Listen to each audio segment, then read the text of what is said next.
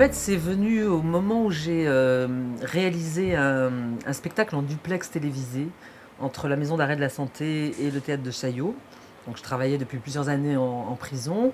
Et puis quand je suis arrivée à la prison de la santé, j'ai vu qu'il y avait été installée une régie entière, que la maison d'arrêt disposait de caméras, etc. Et donc là, j'ai eu l'idée de faire ce duplex, ce spectacle en duplex, qui a été écrit en partie avec la collaboration des détenus. C'est un jeu qui parle de ton travail. Tu fais quoi en ce moment? Je prépare un film. Et donc moi j'ai préparé ce duplex toute seule pendant des mois, où je prenais la caméra comme ça et je filmais les détenus. Et c'est à partir de là que j'ai eu l'idée d'écrire un film que je souhaitais à ce moment-là réaliser à l'intérieur d'une prison. L'idée de devenir cinéaste ne me traversait pas le cerveau, hein. C'est-à-dire que je voulais vraiment faire un film en prison avec des détenus. J'avais la mémoire aussi du travail que j'avais fait avec les détenus, de certains éléments filmés que j'avais pu conserver.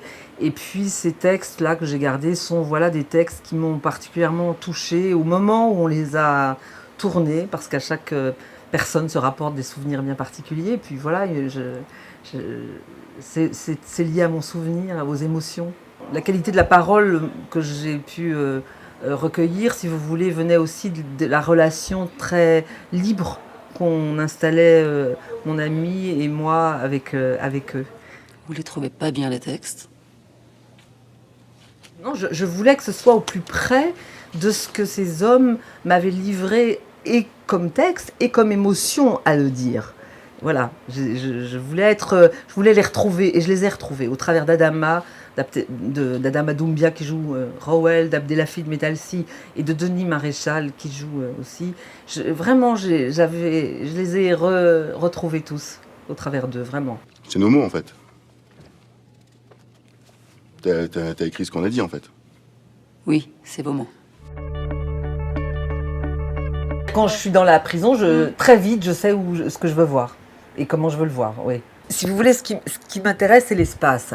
L'espace d'une prison, c'est quelque chose de très, très singulier. Alors après, c'est pas pareil partout, bien évidemment, mais c'est un endroit très labyrinthique où on se perd. On perd vite son repère. On ne sait pas d'où on vient et où on va. Dis-moi. Oh, je voulais juste savoir ce que t'as pensé de la répétition l'autre jour. Ah, écoute, j'ai trouvé ça super. Oh. Voilà, j'essayais toujours de sentir le vide. Alors peut-être on le sent pas beaucoup, mais moi, en tout cas, quand je posais la caméra, j'essayais de me mettre à des endroits où je sentirais ça, quoi. La représentation que je donne de la prison est si peu convenue, et qu'il m'a semblé que c'était nécessaire pour que les gens ne passent pas leur temps à se dire « mais c'est pas possible que ça se passe comme ça en prison ». C'est assez... Enfin, je ne sais pas s'il y a peut-être d'autres films qui racontent une histoire comme celle-ci, je ne crois pas. Et je ne voulais pas que les gens aient des doutes sur la probabilité que les choses se passent comme ça, ou même des doutes sur la représentation même de la prison. C'est pour ça que ça nous a paru nécessaire de le dire. Arrête, j'entends des clés. On s'en fout des clés. Pour moi, vraiment, c'est devenu vraiment une fiction. Donc, je le regarde comme... j'essaie de voir maintenant où j'ai réussi ce que je voulais, où j'ai pas tout à fait réussi, pourquoi j'ai raté. Je suis encore dans l'analyse de l'objet filmique, c'est-à-dire je suis pas du tout dans mon histoire. Une histoire personnelle, dès qu'elle est incarnée et qu'elle est mise en scène, elle cesse, ça devient du cinéma.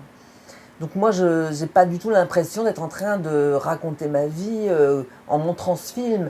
Et mon souhait profond, c'est que mon histoire devienne une histoire pour tout le monde.